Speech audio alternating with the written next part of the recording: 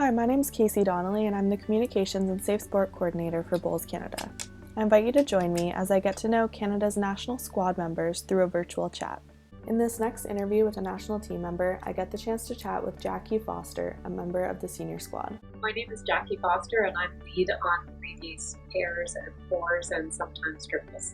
And how did you first get into bowls? So I was very fortunate growing up in a community that had a bowls club. Here in Nova Scotia, we only have 6 clubs across the province, and 4 of them are in the Halifax area. So I grew up about 2 hours outside of Halifax in the Annapolis Valley, and we had a bowls club there. So I was exposed to it from a very young age. Didn't have an organized juniors program like there is today, but my sister and I did dabble in it a little bit. My grandfather was a long-time bowler, and as the story goes, he tried to convince my mother to bowl, and it took her years. And finally, one day, she said, I just had a weak moment and I tried it, and she hasn't taken the bowl out of her hands. So we come by it naturally, I guess you'd say. It wasn't probably until 2005, 2006 that my sister and I actually went back to the game. Okay. That's how we were exposed, like many bowlers, through that family connection. Nice, that's awesome. And did it take you some time to get good, or were you like a natural when you first started? I think it took some time. Yeah, fair. There are people, I think, who have that natural ability, but I would probably argue that even then, it takes a lot of hard work to stay at that level that you want to compete at. I was very fortunate. Sport has been a big part of my life, so in terms of the technique and that sort of thing, it probably came a little easier, but obviously the strategy and that those finesse shots certainly took a lot longer, and still do. It takes a lot of hard work. Makes sense. And do you play any other sports right now? My focus has really been bowls.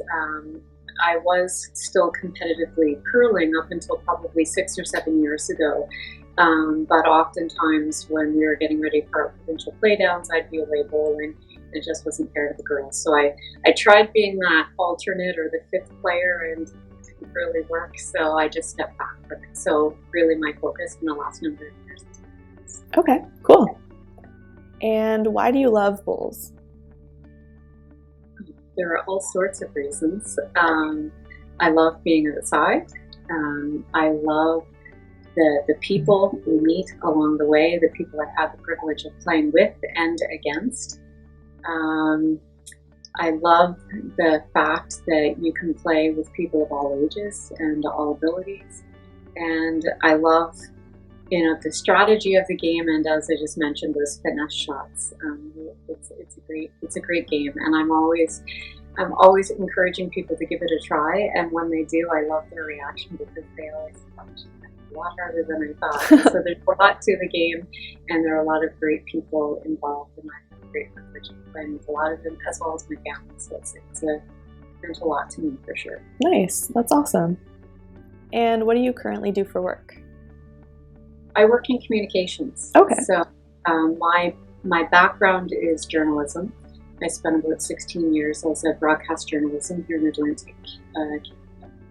And then I had the great privilege of working for our current premier of the province for 4 years doing health communications. And during the pandemic, I started a new job, and I'm working at Nova Scotia Power managing external communications. Okay, cool. Yeah. Do you have a fun fact about you? I don't think I'm all that interesting, so I'm not sure if I do. Anyone who knows me knows I love to dance and sing. Don't do either well, and make up words to songs when I don't know them or can't remember them. Love it. And I'm probably known for my jokes, not because I'm funny, or not because the jokes are funny, but because they laugh at me telling them. The one thing that I'll just say that some people don't believe me, I guess, when I say it, or maybe don't know this about me, but I am a shy person, and people think because of my previous career, but I really am a shy person. I always said the microphone was a safety net. I could talk to whoever without in my hand because it was my job, but I am typically a pretty quiet person. Interesting. Do you have a favorite bowls memory? I have lots of favorite bowls memories, but I'll narrow it down. I have to say our first provincial title with my mom and my sister and a good family friend, Janet, that was extremely special to me, and I'll never forget the excitement on all of our faces, but to see my mom and how excited she was, and the many opportunities we've been afforded since then, that's been pretty special. With the national team, there are two, if I may. One is my first Commonwealth Games in Glasgow, Scotland, and at that moment when we were walking into the stadium with all of Team Canada, and I still get goosebumps when I think about it. It's hard to explain that experience and the environment and being there with so many different athletes, and the whole night was just perfect. Leanne and I were up on our chairs dancing to Rod Stewart, and we got caught on TV, and of course people at home saw that and their phones were blowing up, so just everything about the evening and the experience was just a lot of fun, and it brings back a lot of happy memories. And then I would have to say on the green, last year, Jordan and Leanne and I picked up the bronze medal. And Leanne has been a very dear friend to me in this bowls journey. It was her first medal. And to be part of that with her and Jordan was pretty special. And our coach happened to catch a picture of us hugging. And so it's a memory that I will always have because that picture says it all. That's awesome. Love that. What are your goals for your bowls development? I have been pretty fortunate to have a good run with the national squad, and it's never lost on me that it could end just as quickly. So I try not to take anything for granted, and in recent years I've really just tried to put everything I have into it and have a lot of fun while I'm doing it. So I guess I would typically say I look in for a year. That's my longer term, because that's the cycle of bowls with Asia Pacific Worlds, a test match, and then the Commonwealth Games. Okay. Our women's team has really made great strides, and I would say with the breakthrough in 2019 Games. And we were able to repeat it last year and stay consistent at that higher level. And I guess for me, it's just working really hard to try to be able to continue on and see what else we can do together. Because I think people have taken notice and realized that we're not just a team that's an easy check mark, an easy win. They know they have to work hard and that we're going to fight until the last ball is rolled. So yeah, that would be it, just to try to build on that momentum and see where it's going. Cool. That's great. Have you seen any positive changes at your club or province since you started playing? Definitely. In Nova Scotia, bowls, our clubs are smaller. Membership can be a struggle.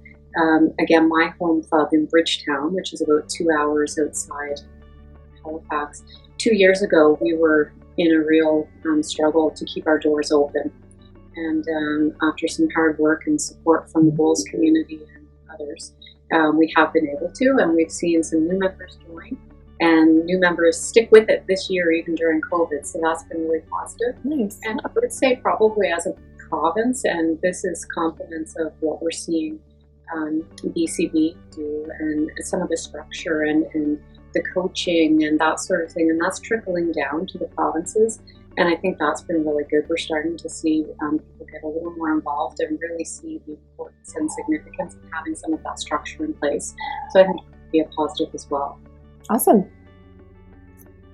And if you could tell younger you a piece of bowls advice, what would it be?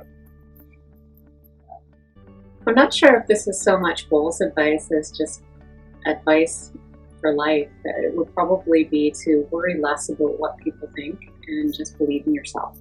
And that's from everything from just life in terms of self-image to being on the greens and worrying that you've called the wrong shot. So I think just worrying less and just believing in yourself. Nice. That's some good advice for sure.